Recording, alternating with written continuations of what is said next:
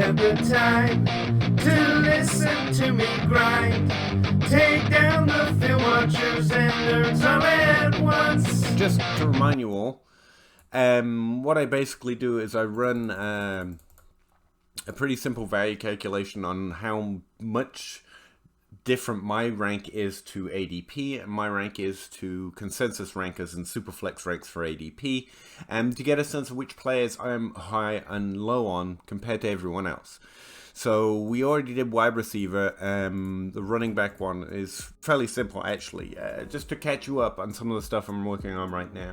I'm going back over some statistical research that I read.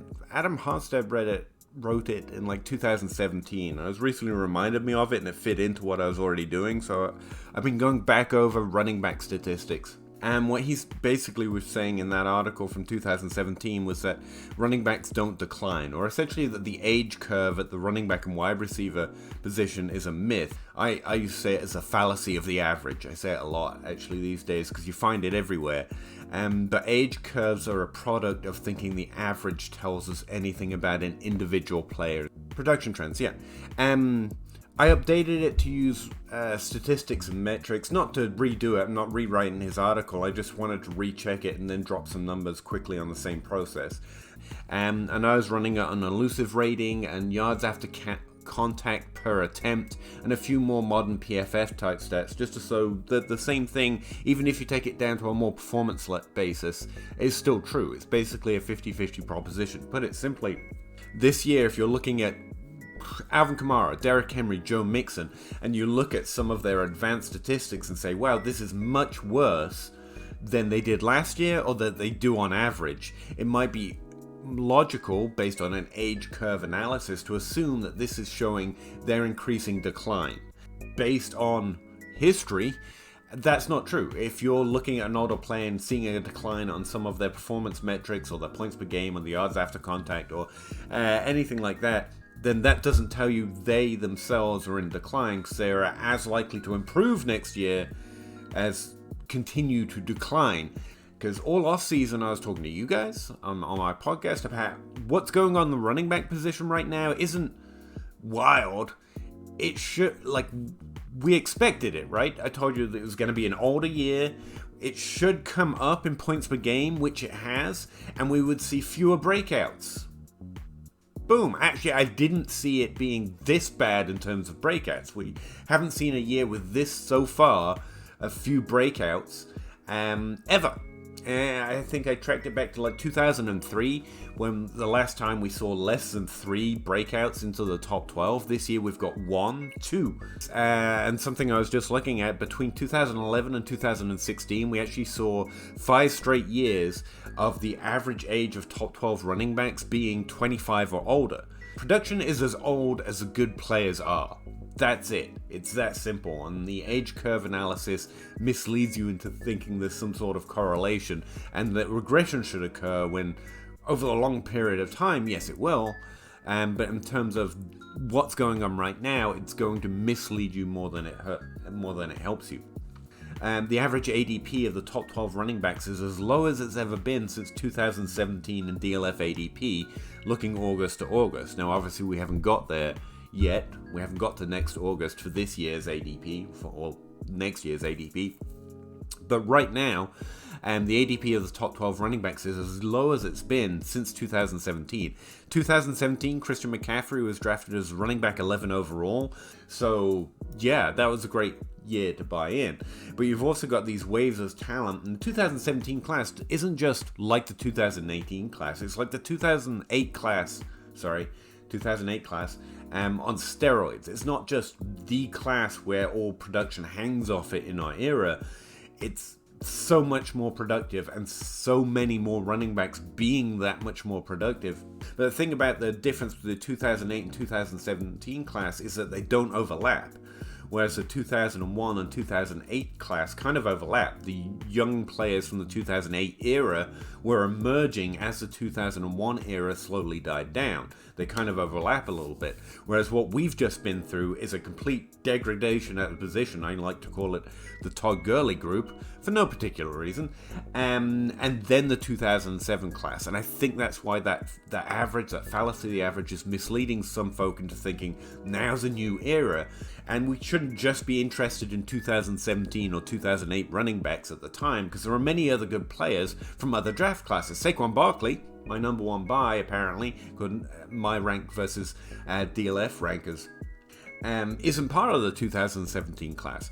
What I'm trying to do is take what we can learn from history and apply it to different players. All I know is that he's a greater risk the more he plays and the older he gets, because at some point you do stop playing, you do get injured, you do retire and move to Fiji and start a lilo farm at some point. And so he's a continued greater risk while his value declines. And again, if you're thinking right now, well, why don't you watch him? Well, one, because I don't think I would glean anything from that. That's the real answer. But also, that's not my process. And if you do, and you can watch him and evaluate whether he's still what he was, that's great. You have access to information I don't have. Use that by all means. He is not going to stop being good because he gets a year older next year. It's about whether he's healthy or not. So right now he's being he's being ranked overall as the 31st player off the board, and I've got him as the 17th. Now and Javonte Williams is my second most. He's 43rd off the board according to DLF consensus.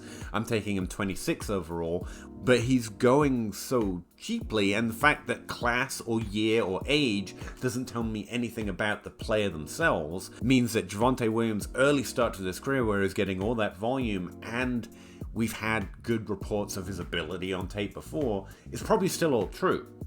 The other running backs that fall onto that list is Jamal Williams, similar reasons, Khalil Herbert.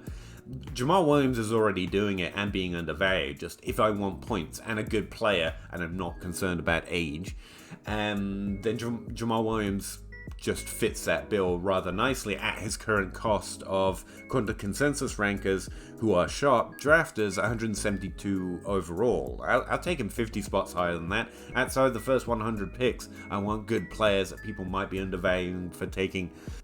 Khalil Herbert, same thing. If you're not looking to go max value for the Saquon Barkley class, or max maybe undervalued and take that risk for the upside like Jamal Williams, then I want good players who I think can do the job if the job becomes available, and Khalil Herbert fits that bill rather nicely. And so yeah, if I'm not going top tier value at running back, I'm going that wait and see running back that I think have some indication that he can be that blow-up player, to have that great points per game, to really help a team, or even just shift his value a little bit because he's suddenly more relevant. And then Khalil Herbert. Kyron Williams is the next guy on the list. I really think he fits that bill as well. I'm just kind of holding on to my rookie profiles for dear life at this point for the players that haven't done much, like David Bell and Treylon Burks, although he did get back off IR, or whatever he was, last week, and did not much, but he's back, and that's nice to see. And Trey McBride, like, just clinging to those rookie profiles, but for his current ADP or consensus ranking, sharp rankers, 243rd overall. That's last. That's the last. We're only ranking 250, so they're interested, but not really. And I've put him in that era of running backs where I'm quite interested because I think I know something about them that indicates they could be better. Breece Hall, same thing as I just said about Javonte Williams, only more so because he's more proven, right? And young, and currently going at a discount because the ADP at the position in general has come down. Najee Harris, Christian McCaffrey, Leonard Fournette, it's just rinse and repeat exactly what I've said.